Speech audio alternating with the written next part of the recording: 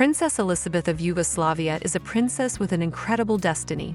Born into a royal family, she was raised in luxury. At the age of 4, her parents miraculously saved her from an angry mob. After the coup, they were forced to flee the country under threat of death. Since then, her life has completely changed. Where is she now? And what is her fate? Watch the full video to find out. Let's get started.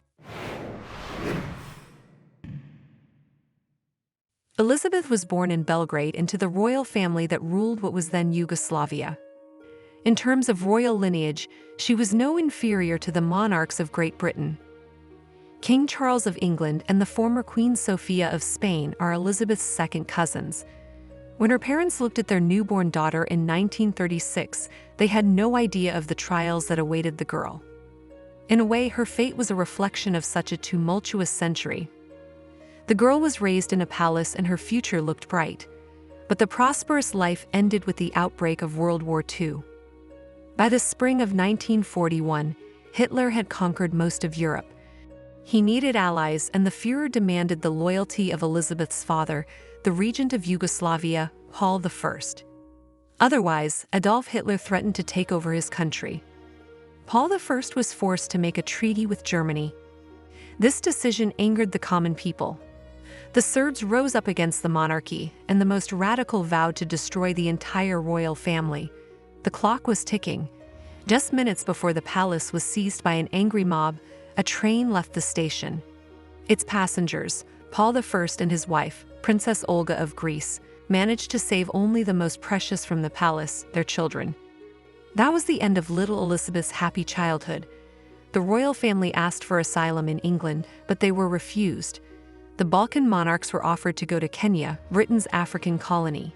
Here, Elizabeth lived under virtual house arrest because it was too dangerous to walk the streets of Nairobi.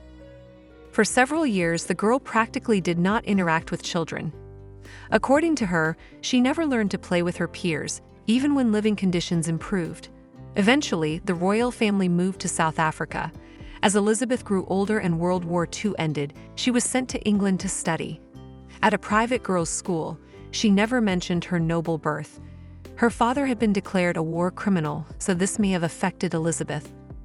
It wasn't until she came of age that she breathed a sigh of relief. At her father's insistence, she moved to Switzerland and then to Paris, where she studied art at the local universities.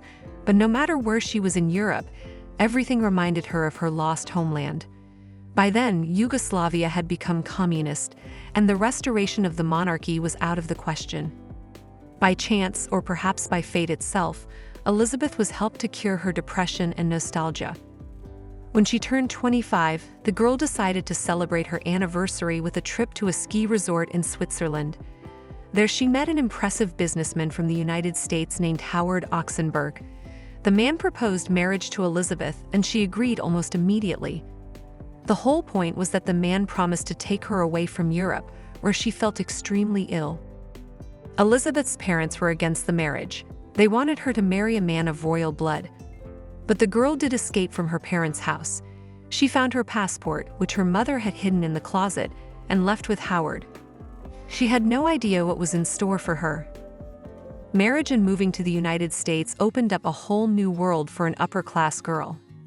She became acquainted with the American mentality, which was very different from the European one, and learned to cook on her own.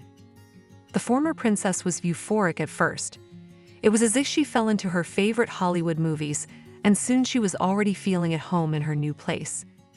The American period of life became happy for Elizabeth also thanks to the birth of 2 daughters, Catherine and Christina. The princess's older daughter, Catherine, became a famous American actress thanks to her role in the TV series Dynasty.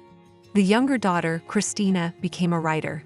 According to her words, when she was a teenager, her mother admitted that Christina's biological father was actually John F. Kennedy, the President of the United States.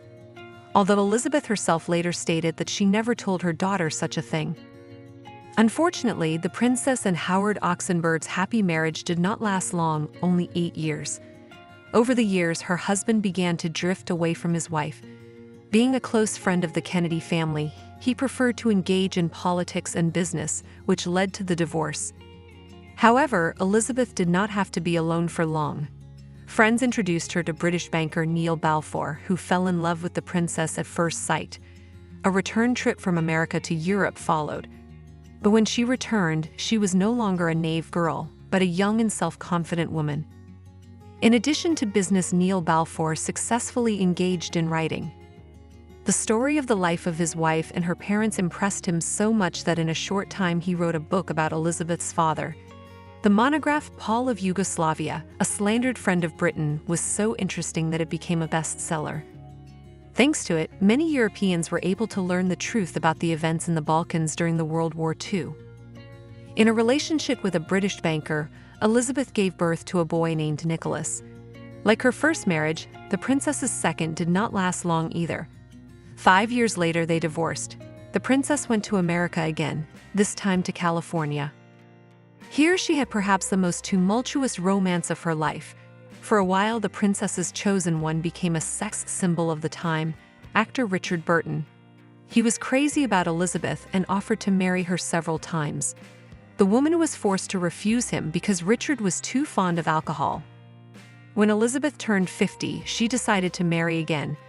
This time, the princess chose a former prime minister of Peru named Manuel Elias. In the mid-1980s, he worked as a diplomat, and it was this circumstance that allowed the woman to fulfill her lifelong dream, to return to Yugoslavia. At one of the receptions, the Yugoslav minister invited Manuel to make an official visit to Belgrade. Manuel was allowed to go with his wife, and naturally Elisabeth took advantage of the opportunity. Returning to her homeland after half a century of exile, the princess wept and vowed never to leave her native land again. Her marriage to the Peruvian diplomat soon fell apart, but strangely, Elisabeth was still happy. The story of her life became known, and her countrymen looked at the royal family with different eyes. After many years, her dynasty was no longer considered to be traitors, and the princess was loved by many. Moreover, her popularity reached such heights that in 2004 Elisabeth ran for the presidency of Serbia. According to the election results, she came in a respectable 6th place. Most importantly, she managed to finally rehabilitate the royal family in the eyes of her countrymen. Now the age of the princess is approaching 90 years old, but she continues to lead an active lifestyle. Her destiny again has a favorite man, a Serb who lived for a long time in New York and then also returned to Belgrade. He helped Elisabeth to remember the Serbian language, local traditions, and mentality. The princess often reminisces about her turbulent but interesting life. Through hardship and tragedy, she became what she is today, a wise woman with true nobility in her eyes. What do you think of this amazing princess of Yugoslavia? Write in the comments. Give us a like if you enjoyed the video and subscribe to our channel. Thanks for watching and see you soon.